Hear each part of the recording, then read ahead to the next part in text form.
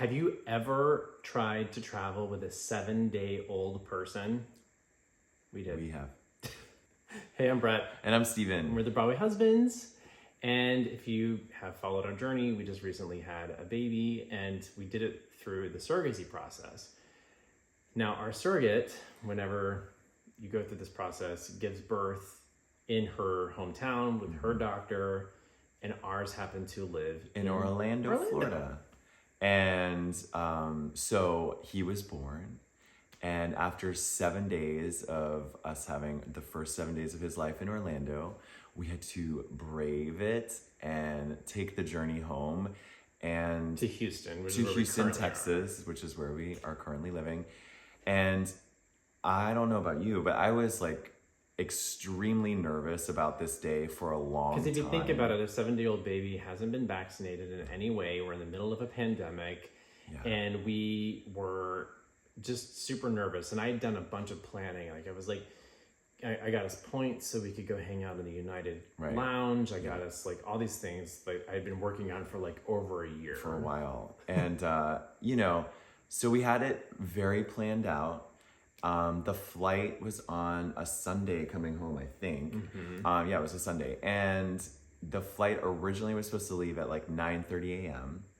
And on our way there, it was delayed just an hour, which is fine, right? And if all things go smoothly, like door to door, the trip could have taken maybe like 4 hours probably. Yeah.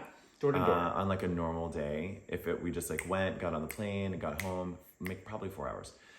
So we were hoping to be home by like noon or 1, And the idea, like he's so tiny that Steven was just gonna wear him in the carrier the whole time so that he was totally next to us and away from any people. Because something you learn when you have a baby is that especially women cannot control their need and desire to touch babies. Do not let them touch your baby if they're not vaccinated. Yeah. So we were on edge to begin with, and then there was an hour delay. So we get to the airport, we're waiting, it's pretty crowded. We went up to the United Lounge and waited for that hour. And no, they wouldn't let us in. Oh, right. Oh my God. No, they wouldn't let us in. Right. I planned this whole thing and they were full because all these flights had been delayed from a storm. That's right. And so the airport was packed with people. So we were just kind of finding our corner. And we were like going to go find this place, but there was nowhere to go. That's right. So and I was trying to get us upgraded to first class, and they wouldn't upgrade both of us. They were only going to upgrade one of us. That's right. And so we were like, okay, Steven, you sit in first class with the baby. I'll be in the back and we'll figure it out.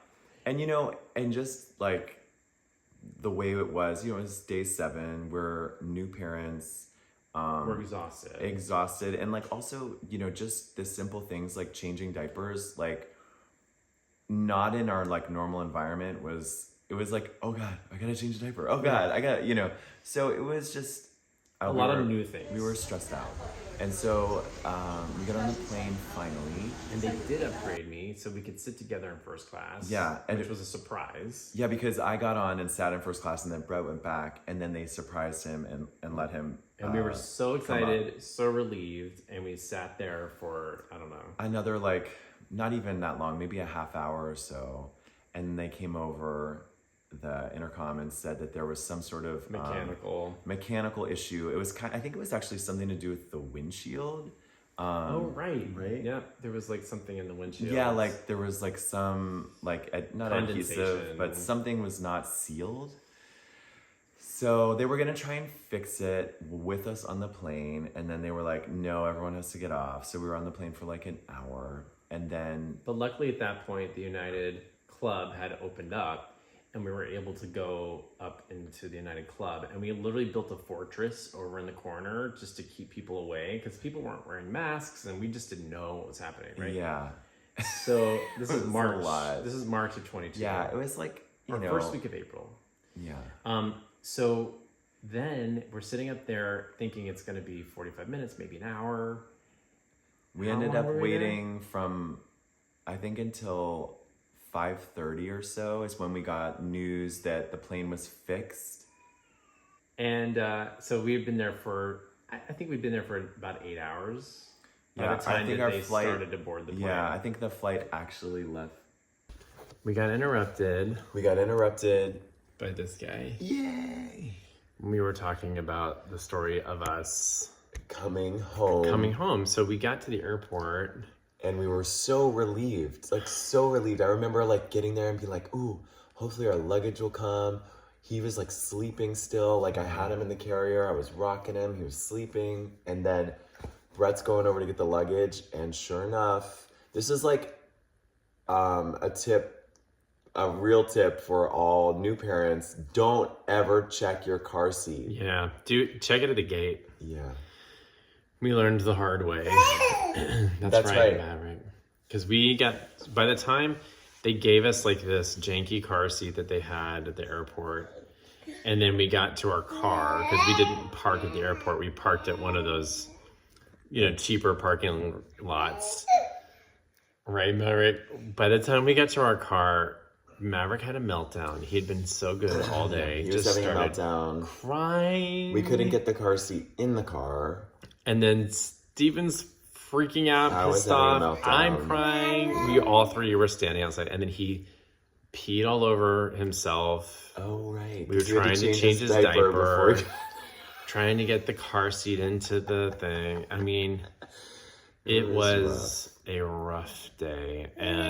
But we made it home. So as soon as we started to go in the car, he calmed down and fell right to sleep. We brought him in the house. And it was he was in his new home. The next day was a totally different day. It was like we got some rest, he got some rest, and we were all home together. Yeah. So tips for traveling if you're traveling with a 7-day-old baby. Never check your car seat. Only check it at the gate. Wear him all day, because it just keeps him from getting any germs or diseases. And look at him now. He's so cute. He's gotten so big. So more videos to come, but thanks for watching. And if you enjoyed this, make sure you subscribe. Share this with somebody who might be having to travel. If you think that might be useful information for them, more to come.